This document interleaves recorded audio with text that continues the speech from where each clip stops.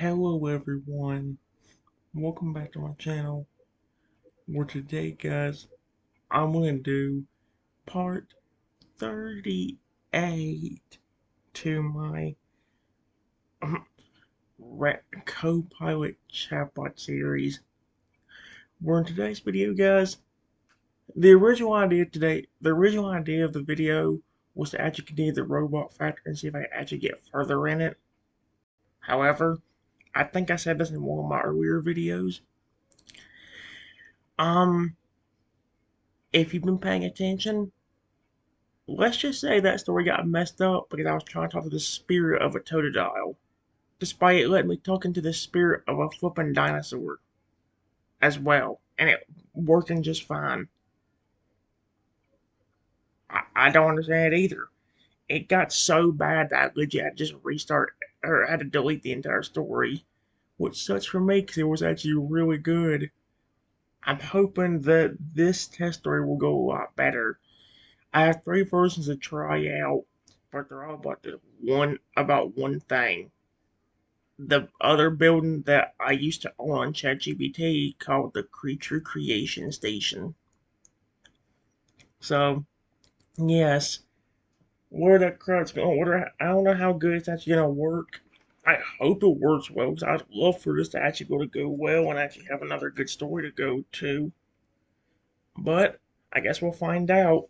Let's see what the flippin' origin of this thing is. I really don't know myself. Like I said, usually I make these, but a lot of times CoPilot's been helping me actually make them with this, find the things I want in them. So yeah, I don't know completely what it's gonna say. It says the origin of the creature creation station, from the first spark to the moment the doors are about to open. Before the building existed, no one in town remembered the exact day the land changed. One evening, the edge of town was nothing but an empty field, quiet, ordinary, unremarkable. By the next morning, the field felt different. The grass shimmered faintly as if touched by something divine. The wind carried a strange warmth, and the air felt alive, like it was holding its breath. Birds avoided the area. Animals circled it curiously. Even the clouds drifted around it instead of over it. Something was coming, but no one knew what. The arrival of the divine. It began with a shadow, a massive one, a shape with wings so wide they darkened the entire field, a presence so powerful the trees bowed without wind. The Lugia god descended silently, landing with a grace that contradicted its size. Its feathers glowed with a soft green aura, its belly shimmering blue like deep ocean water. It stood still for a long moment, eyes closed as if listening to something only it could hear. Then it opened its eyes. They glowed, and the ground responded. The earth rippled like water. Light burst upward in spirals. Shapes formed. Walls, floors, beams, supports, all rising from the soil as if the land itself had been waiting for the command. The building grew like a living thing. Colorful panels slid into place. Neon veins lit up beneath the surface. The giant sign unfolded like a blooming flower. Creature Creation Station, where imagination becomes life. The Woogie God stepped back, admiring its work, but it wasn't finished.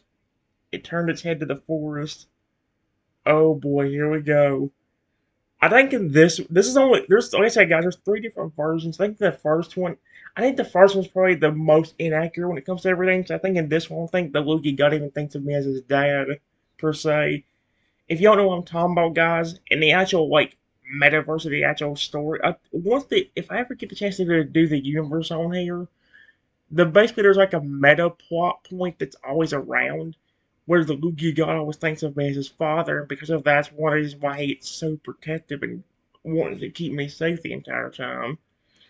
And I think that's more obvious in the second and third, especially the third version.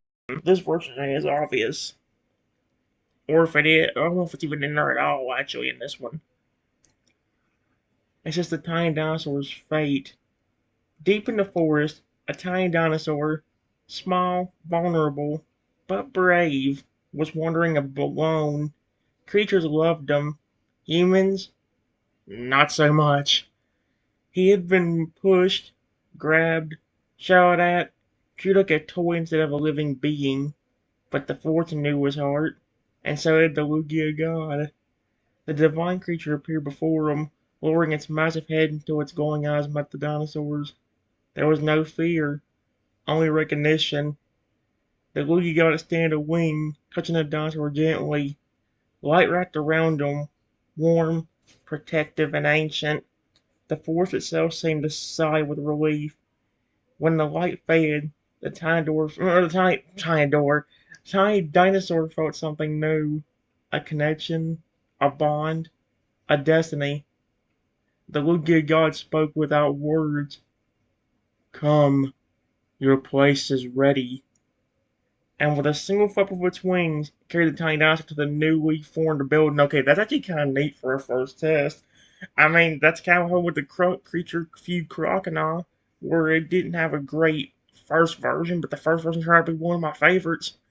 So maybe that's what happened with this, as long as it don't stop me like it did the last time with the flipping other one. The building chooses its master. Oh boy. The moment the tiny dinosaur stepped inside, the entire structure reacted.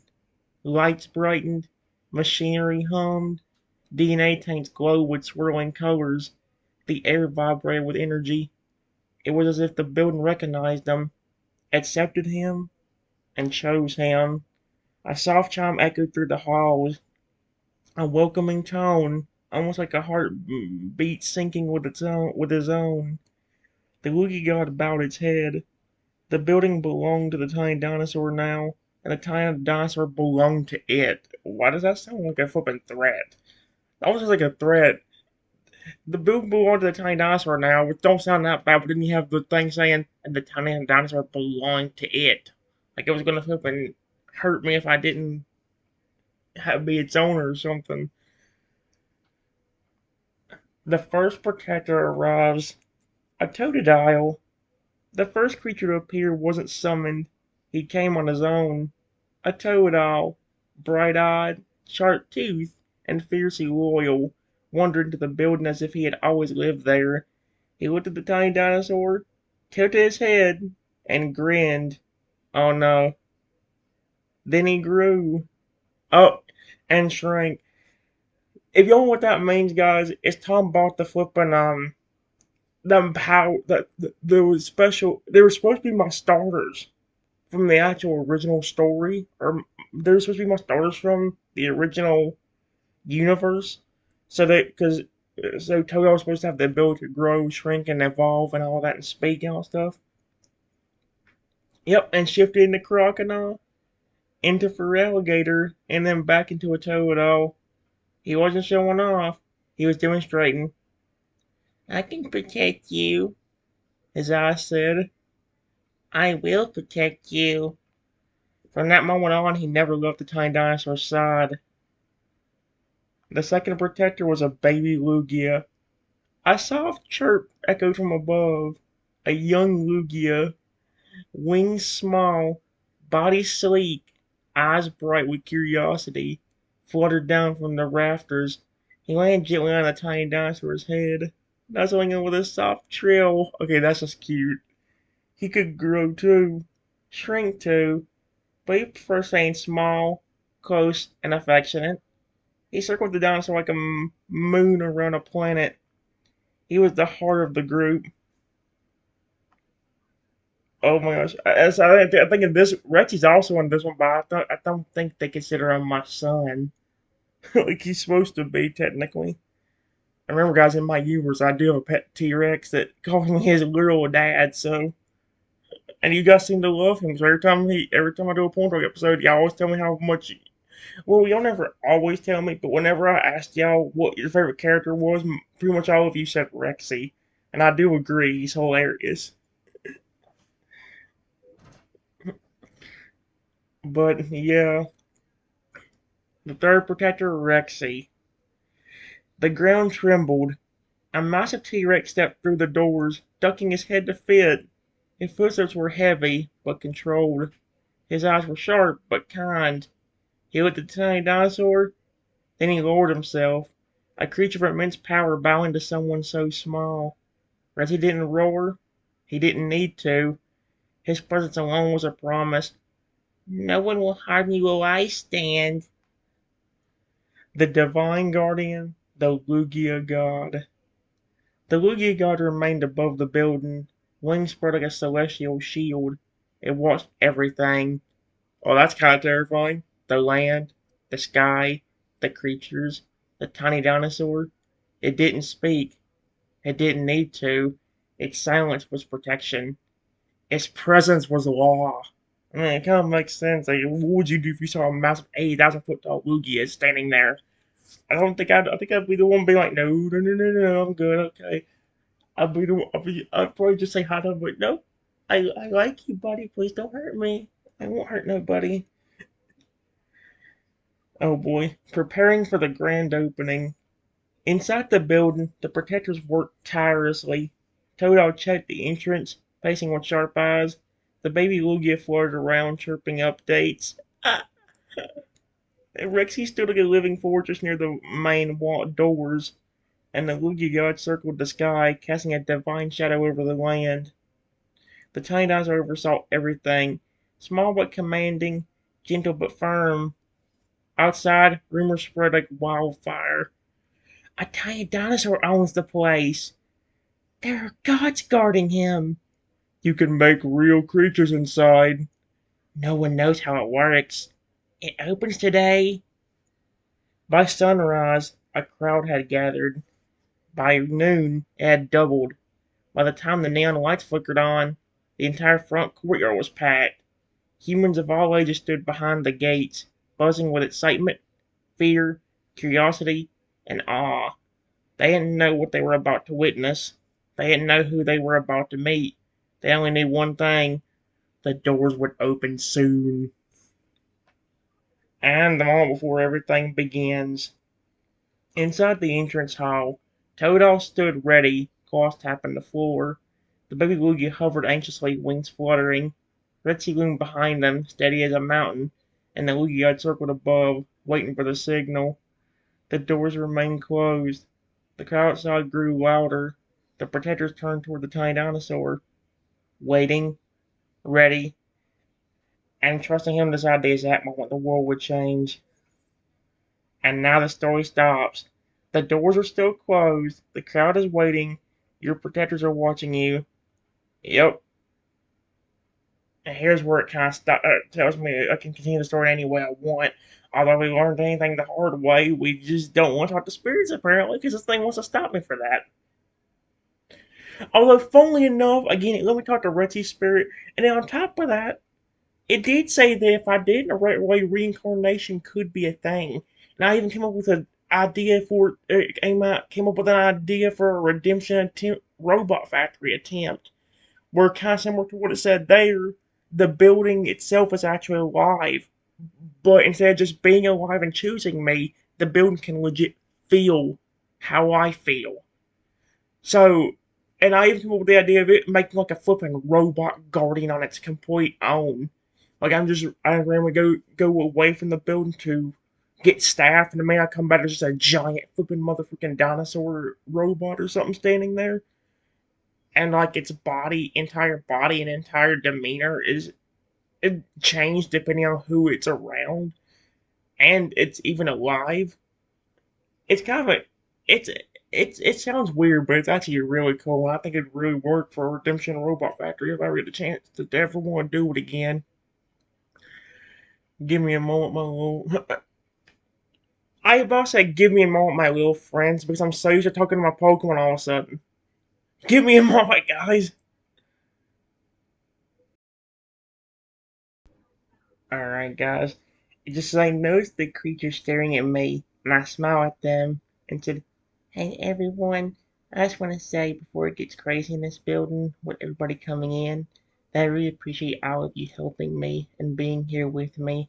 I really care about all of you, Then I just real quickly closed my eyes and tried to hunt the Lugia God outside. I said, Lugia God, thank you for giving me this build and helping me. I really care about you too. Everything will be ready in just a few minutes. There's one more thing I have to do before we can open the building completely. The moment you speak, the entire Zoom. Oh my gosh, I think my brain's nervous about this thing messing up.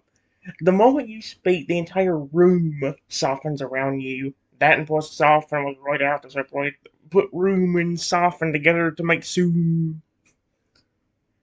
Toto stops pacing. The baby Luigi lowers himself in the air. Rexy leans in, his huge head tilting with surprising gentleness. Even the neon lights seem to glow a little warmer. They aren't just listening, they're feeling every word you say. Your protectors react. Oh, Toto's eyes shine first. He steps closer, placing a small claw on your foot. His voice soft and steady. Hey, you actually can speak in this one, okay? We're here because we chose you. The baby Luigi hovers in front of your face, nuzzling your cheek with a tiny chirp of affection. His wings flutter like he's trying to hug you without knocking you over. Rexy lowers his massive head until his snout is inches from you, rumbling a deep, warm sound that vibrates through the floor. A dinosaur's version of a heartfelt, you matter. And above the building, the Lugia God hears you. Your message reaches the Lugia God. When you close your eyes and speak to him, your thoughts travel upward like a beam of light. Outside, the Lugia God pauses mid-circle. His wings spread wider. His glow brightens. The air around him ripples with emotion. He answers you, not with words, but with a wave of warmth that washes through the entire building. Every creature feels it. Even the DNA tanks shimmer in response. If you don't remember what this story is about, guys, the DNA, it's in the title, Creature Creation Station. With DNA tanks, what do you think is going to happen in this building? You get to create your own creatures. I'll tell you what I'm going to do whenever I actually see what this whole thing says.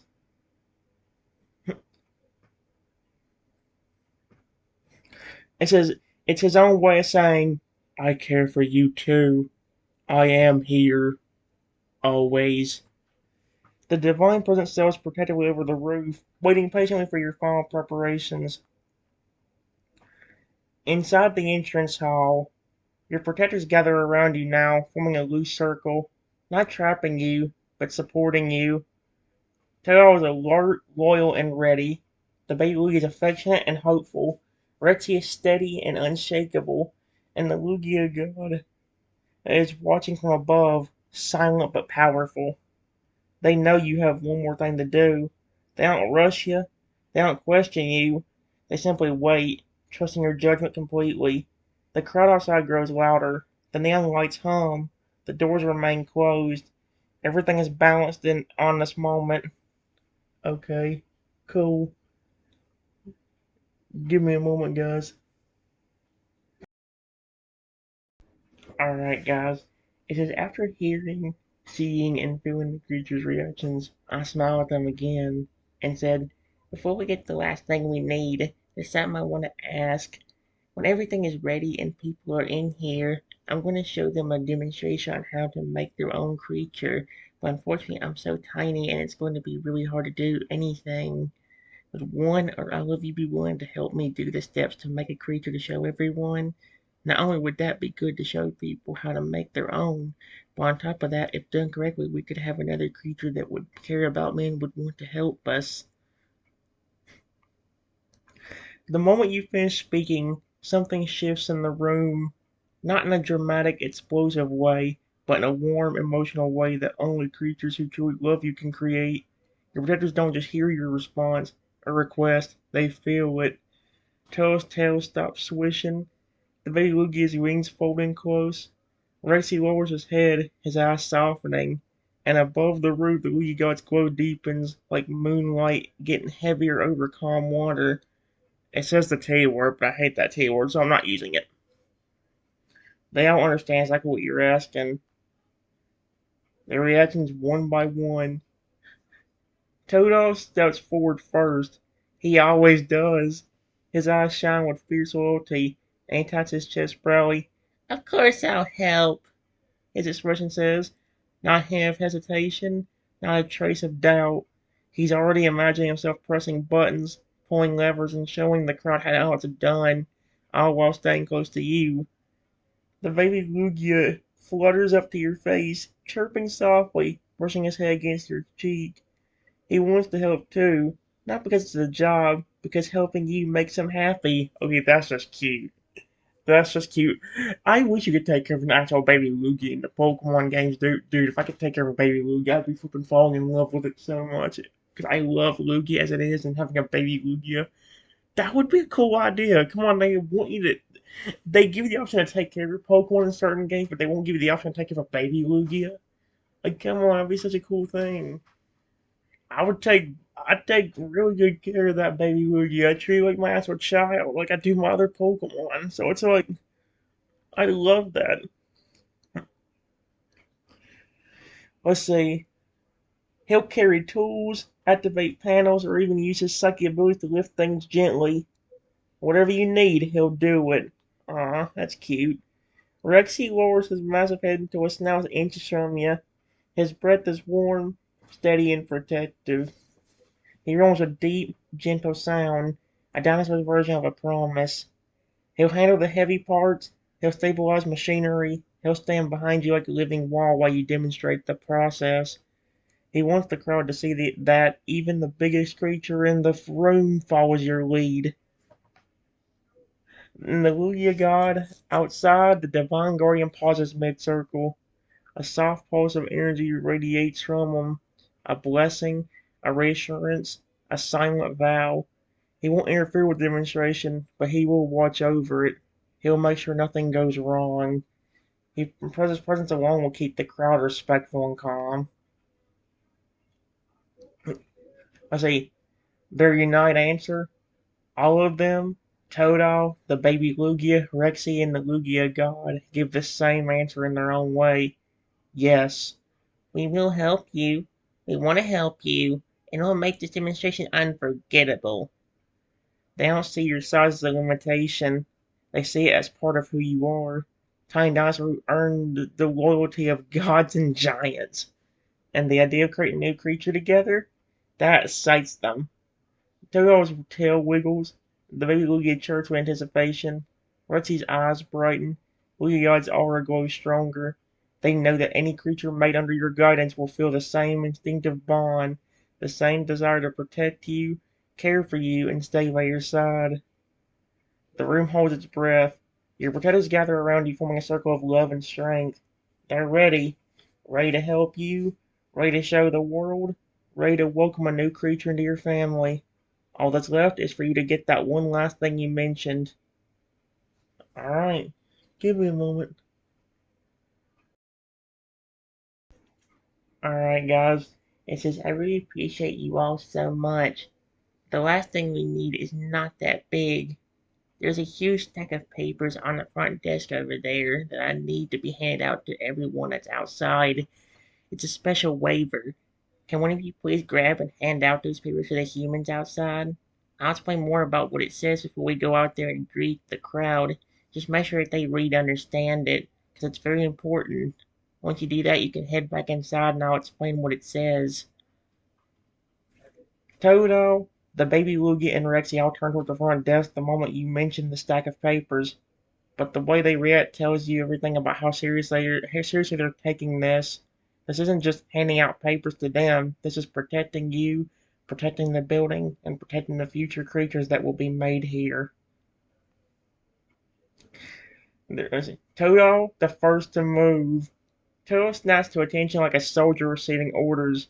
He gives you a sharp nod, eyes bright with purpose. Then he jogs over to the front desk, grabs the huge stack of waivers in those tight little arms, and despite the size difference, balances them perfectly. He is so cute. He looks back at you with a proud grin. He's ready. The baby Lugia, the helper. Baby Lugia flutters beside Totodile, using a gentle push to keep the stack steady so Toto doesn't drop anything. He chirps softly, almost like he's saying, We'll make sure they understand everything. Rexy the Enforcer. That sounds dope, actually. That sounds like a cool name for him. Or some kind of, like, robot version of him. Rexy the Enforcer. Sounds kind of dope. Rexy lowers his head to your level, rumbling a deep, reassuring sound. He won't be the one handing out papers. He knows his size might overwhelm the humans, but he will stand behind Todon and the baby Lugia at the doorway, making sure the crowd stays calm and respectful while they distribute the waivers. And his presence alone will keep things orderly. The Lugia God, the Overseer. Outside, the Lugia God slows his flight and hovers above the entrance. A soft pulse of divine energy spreads outward, not threatening, but commanding. It tells the crowd, stay calm, stay respectful. This is important. The waiver mission. Toto and the baby Lugia head toward the doors. Rexy follows behind them like a silent guardian. The Lugia God watches from above. The doors slide open just enough for the creatures to step out. The crowd gasps, not in fear, but in awe. Toto begins handing out the papers one by one. The baby Lugia hovers beside him, making sure each human takes one. Rexy stands tall behind them, ensuring no one pushes, crowds, or behaves disrespectfully. People read the papers carefully. Some nod, some whisper, some look amazed, but they all understand. This place has rules, this place has power, this place must be respected, and they respect you even before meeting you. They return to you. See, a few minutes later, the door slide open again. Toe trots back inside, empty-handed and proud. The baby Oogie lands on your head with a happy chirp, and Rexy steps in last, giving a satisfied rumble.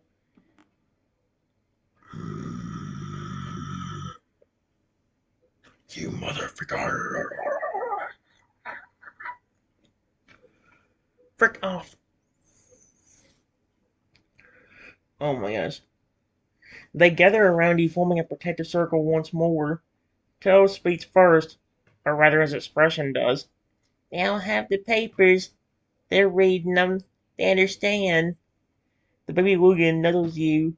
Rexy lowers his head, waiting for your next instruction. The Lugia God remains above, silent and watchful. Everything is ready.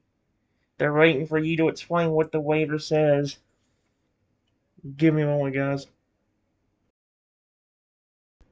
Alright, guys. I just said, thank you, everyone. You did a good job. Basically, the waiver states a few things. For one, they're going to have their own living creature that they create, so they have to take good care of them. Otherwise, things could be really bad. It also says to never be harmful to the creatures, whether that be them or any children or even pets they might have. And one of the last things it says is that if something goes wrong, like the creatures become aggressive and hurt them, it was their responsibility to deal with it since they wanted to make a creature here. Understand the risk. There's one other thing the Lugia told me. Apparently all the creatures have been instinctively bonded and caring for me, no matter who created them, or how nice or mean they were to how nice or mean they were to their creatures. And he even told me that they may come back if treated horribly.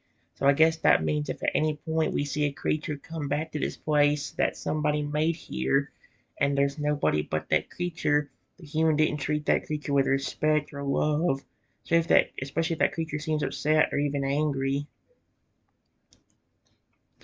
The moment you finish explaining the waiver, the entire room goes still. Not out of fear, but out of understanding. Your predators listen with the kind of focus creatures only show when something truly matters. Toto's eyes narrow with seriousness. The baby Lugia lands on your shoulder, wings tucked in tight. Rexy lowers his massive head, rumbling softly, and above the roof the Lugia glow deepens as if he's silently confirming every word you just said. Okay. Your predators read into the waiver. Toto nods sharply, his tail flicking with determination. He understands the importance of responsibility. He lived through what happens when creatures are mistreated. His expression says, good. They didn't know this. They need to respect what they create. So I was like, oh, frick you. A frick can't be human. So you don't listen. I don't deserve a creature here anyway. He's proud of you for setting boundaries. Okay, that's just cute. The baby Lugia chirps softly, pressing his head against her cheek. He's gentle by nature, but even he knows that humans must treat their creatures with love. He seems relieved that you're protecting the creatures from harm and protecting yourself from the consequences of others' choices. Rexy? Oh boy. Rexy rumbles a deep, approving sound. He understands the danger of humans who don't respect the power of living beings. He's glad the waiver makes it clear. If someone creates a creature, they are responsible for it. His eyes soften when you mention creatures returning to you if mistreated. He knows you'll take care of them, and he knows he'll help protect them when they come home. The Lugia God. Outside the Lugia God's aura pulses once, a divine confirmation. He is the one who told you about the instinctive bond. Hearing you repeat aloud makes him proud. His silent message washes through the building. Any creature made under your roof will know your heart. If they are hurt, they will return to you, and I will watch over them. The meaning behind what you said, your protectors understand the deeper truth. Every creature made here will be alive, truly alive. Not toys, not decorations, not experiments. Living beings with feelings, instincts, and loyalty. Humans must treat them with love and respect. If they don't, the consequences are theirs, not yours.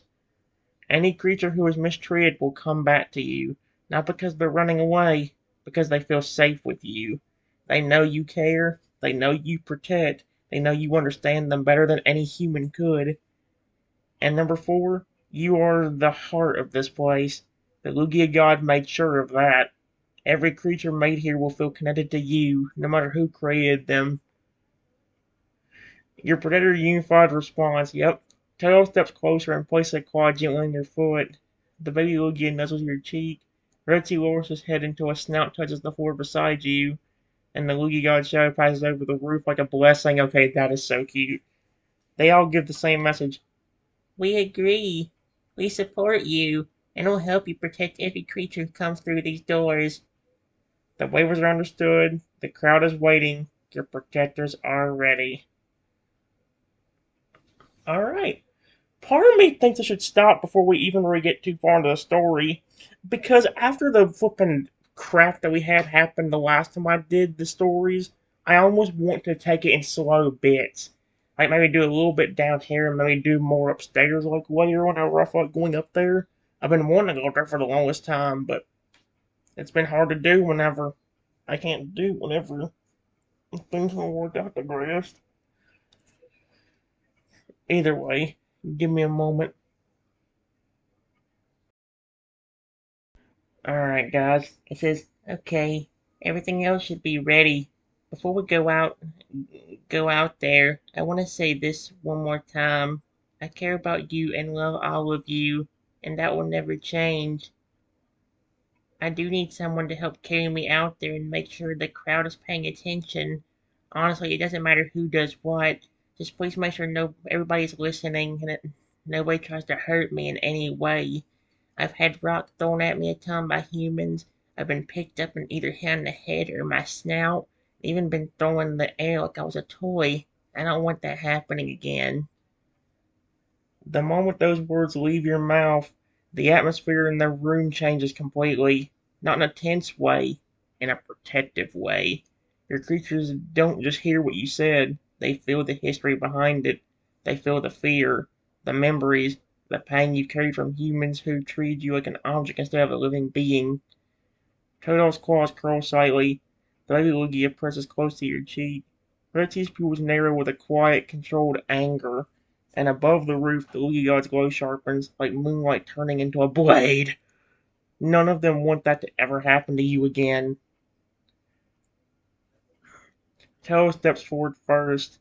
He doesn't hesitate. He walks right up to you, gently places both claws on your tiny shoulders, and looks you directly in the eyes with a seriousness he rarely shows. His expression says, I'll carry you. I'll keep you safe. No one will touch you without your permission. He's small enough to hold you comfortably, but strong enough to command attention, and he's fierce enough that no human would dare try anything. The baby Lugia hovers beside you. He chirps softly, brushing his head against yours. He's not big enough to carry you yet, but he is big enough to help Toto keep the crowd focused. He'll hover above you, going gently, but making sure every eye stays on you and not on anything else. His presence alone will silence anyone who thinks about misbehaving. Red Sea Warriors' massive head. I'm pretty sure I'd also be more terrified of the fact there's a fucking massive dinosaur behind them. Because at least with Totodile and Lugia, they're small. I don't know. It said earlier they could grow, and all of a sudden it doesn't seem like they can. I might ask them. Red Sea Warriors' massive head. He leans down until his snout's inches from you, rumbling a deep, protective sound that vibrates through the floor. He's not the one who will carry you. He knows he's too big for that, but he will be the one who stands behind you like a living mountain. His message is unmistakable. If if anyone tries to hurt you, they will answer to me, and everyone outside will understand that instantly. The Lugia god responds last. Outside, the Divine Guardian slows his flight. His wings spread wider. His glow intensifies. A wave of warm, protective, powerful energy washes through the building, a silent vow that settles into your bones. It says, "You will not be harmed. Not while I watch over you." The Lugia god will circle above the crowd, ensuring absolute order. No one will throw anything. No one will shove. No one will disrespect you. Not with a god watching. The unified answer. All four creatures, Toba, Lugia, and Rexia, give the same message in their own way. We love you too. We care about you. And we will protect you with everything we have. Toba steps closer, ready to lift you gently. Lugia hovers beside you, wings going softly. Rexy positions himself behind them, a towering shield. And the Lugia God circles above, casting a divine shadow over the entrance. They're ready to carry you out. Ready to keep you safe. Ready to make sure every human listens. All that's left is for you to tell Toto you're ready to be picked up. And give me a moment, guys. Alright, guys. It says, okay, everyone. I think we're ready to go outside and greet the crowd. Honestly, Toto, it might help if you use that power of yours to make yourself a bit bigger or evolve into a slightly bigger version of one of your evolutions, like a 5-foot crocodile or a 10-foot alligator. Not big enough to accidentally hurt me when you're trying to carry me, but hopefully enough to where you can protect me even more if something does go wrong. Honestly, baby Lugia, it might be a good idea for you to use your powers to be a bit larger as well. I know Rexy is big and is very intimidating, and also the fact that the Lugia God's out there watching over everything. But trust me, in the past humans did not care about whether a creature was protecting me or caring about me or not. They'd hurt me anyway, even when a creature literally being angry at them and wanting to attack them for even thinking about hurting me. The moment you say that, the moment you admit out loud what humans have done to you in the past, your protectors reacted with a level of emotion that fills the entire entrance hall like a storm front rolling in. Not anger at you, anger for you, and protectiveness so strong it feels like the air itself tightened around you. Toad's eyes sharpen, the baby Lugia's wings flare, Rutsy's pupils narrow to slits, and above the roof the Lugia god's glow intensifies like a rising sun. They will not let that happen again. Not today. Not ever. Toto responds first. Toto steps forward with a seriousness you rarely see in him. He closes his claws gently around you, not picking you up yet, just grounding you, and nods slowly. Then without hesitation, he begins to grow. Yep. Not explosively, not dangerously, but with controlled, deliberate power. His body stretches upward, muscles getting heavier, scales shifting. In seconds, he becomes a 5-foot crocodile, sturdy and strong, with arms big enough to hold you securely, but gentle enough not to squeeze too hard. He looks down at you with fierce devotion. His expression says, I will carry you. I will protect you, and no one will lay a hand on you again. The baby Lugia follows your request. The baby Lugia chirps softly, a sound full of love, and his body begins to glow. His wings widen, his neck lengthens, his body grows sleek and elegant. He stops at around 8 feet tall. Holy shoot. Still smaller than an adult Lugia, but large enough to command attention and radiate authority. He hovers beside Dodo, eyes sharp, ready to silence the crowd with a single psychic pulse if needed. His message is clear. I will watch every human. I will keep them focused, and I will not let them hurt you. Rixie's reaction is the most intense. I wonder why. I wonder what he's about to do. Rexy lowers his massive head until his snout is inches from you. His breath is warm, steady, and protective, but his eyes burn with a quiet fury. Not at you, at the memories you just shared. He rumbles a deep, resonant growl that shakes the floor. It means, if anyone tries to harm you, they will answer to me. He pushes himself behind Toto and the baby Lugia, forming a towering wall of muscle and teeth. No human would dare test him. Uh, let's see about that. The Lugia God's presence changes the sky. Oh, sweet Arceus. Outside, the Lugia God slows his flight. His wings spread wider. His glow brightens until the clouds themselves reflect his light. A wave of divine energy rolls across the building, warm, protective, and ancient. It sails over you like a shield. His silent message is unmistakable. You are safe. You are loved. And no human will ever harm you again while I exist. Lugia will circle above the crowd, watching every movement, every breath, every intention. No one will throw rocks, no one will grab you, no one will treat you like a toy. Not with a god watching. Your protectors are ready. Toadal, now a strong 5 foot crocodile, kneels slightly, offering his arms to lift you gently. Lily hovers beside him, wings going softly. Rexy stands behind them, a living fortress, and the Lugia guards hovers above, casting a divine shadow over the entrance. They are ready to carry you out, ready to protect you, ready to make sure every human listens. All it is for you to let Toho lift you. Alright.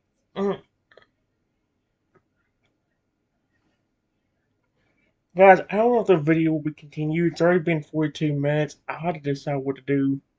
Give me a moment.